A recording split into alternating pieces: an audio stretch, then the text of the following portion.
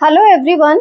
आज के वीडियो में डिस्कस करने जा रही हूँ ऑक्सिलरी वर्ब्स को। कई बच्चों को कंफ्यूजन ही होता है कि मॉडल ऑक्सिलरी और ऑक्सिलरी अलग अलग है क्या। यानी कि ऑक्सिलरी वर्ब्स को दो पार्ट में बांटा जाता है। एक होती है प्राइमरी ऑक्सिलरी और दूसरी होती है मॉडल ऑक्सिलरी। तो जो प्राइमरी ऑक्सिलरी वर्ब होती है वो कौन कौन सी होती है, पहले हम ये देखते हैं।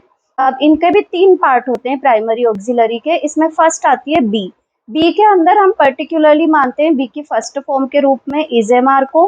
बी की सेकंड फॉर्म होती है वाजवर और थर्ड फॉर्म होती है बीन। तो अभी हम बात करते हैं इजेमार वाजवर की। इजेमार वाजवर हम जानते हैं कि कंटिन्यूअस टेंस में यूज होता है, इसके अलावा पैसिव कंस्ट्रक्शन में यूज होता है।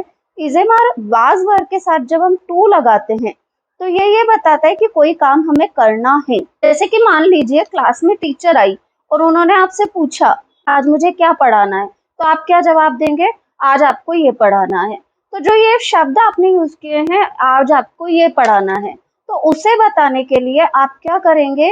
You are to teach us this topic, ये वर्ड्स यूज करेंगे। यानी कि आपने क्या किया, इज एम आर वाजवर के बाद टू लगाया और टू के बाद फर्स्ट फॉर्म को यूज किया। इसी प्रकार से इज एम आर वाजवर कई बार फ्यूचर इंटेंशंस प्लान्स को बताने के लिए भी यूज किया जाता है जब इनके साथ गोइंग टू लग जाता है।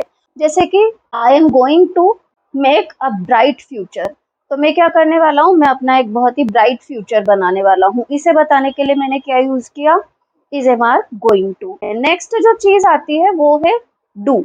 डू को हम सब जानते हैं, हम इंट्रोगेटिव और नेगेटिव सेंटेंस जब प्रेजेंट इंडेफिनिट टेंस होता है उसमें यूज करते हैं। इसके अलावा डू डज डिड का यूज होता है जबकि हम अपनी बात पर जोर देने की कोशिश कर रहे हो। जैसे कि मान लीजिए कोई वो दुबला पतला व्यक्ति और उससे आप कह रहे हैं क्या भाई कुछ खाया पिया तो करो, कितने पतले हो रहे हो। तो वो जब अपनी बात पर जोर देने के लिए हमें रिप्लाई देगा तो वो क्या कहेगा, आई डू ईट फूड। जोर देने के लिए उसने हेल्पिंग वर्ब डू को यूज किया है। वो हेल्पिंग वर्ब डू जो कि अफर्मेटिव सेंटेंस में यूज नहीं होती है, परंतु जब अपनी बात पर जोर देना हो तो स्पीकर डू को क्या करता है, सब्जेक्ट के जस्ट बाद में यूज कर देता है। नेक्स्ट हेल्पिंग वर्ब जो प्राइमरी में आती है वो होती है हैव।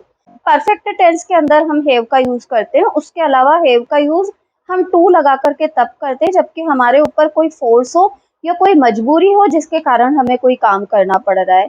जैसे कि I had to go to meet him, मुझे उससे मिलने जाना पड़ेगा।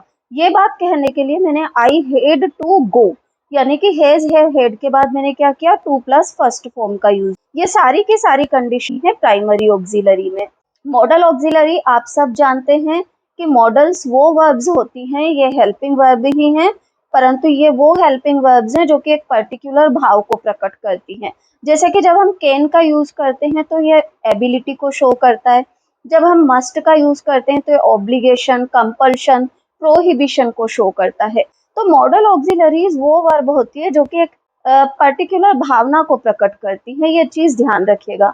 यानी कि जब हमें रिक्वेस्ट करनी है, लाइकलीहुड संभावना बतानी है, प्रोबेबिलिटी, पॉसिबिलिटी या फिर इंटेंशंस को शो करना है तो हम मॉडल्स का यूज करते हैं। मॉडल्स के तौर पर कौन कौन सी वर्ब्स आती हैं, वो है will, shall, can, could, may, might, would, should, could, must, need not, dare not, ought to. इस तरीके की सारी वर्ब्स जो कि एक पर्टिकुलर भाव को प्रकट करती हैं, उन सबको हम मॉडल ऑक्सिलरी के अंदर रखते हैं। मॉडल ऑक्सिलरी टॉपिक डिटेल में कि कौन सा मॉडल कब यूज होता है मैं आपसे अपने अगले वीडियो में डिस्कस करूंगी।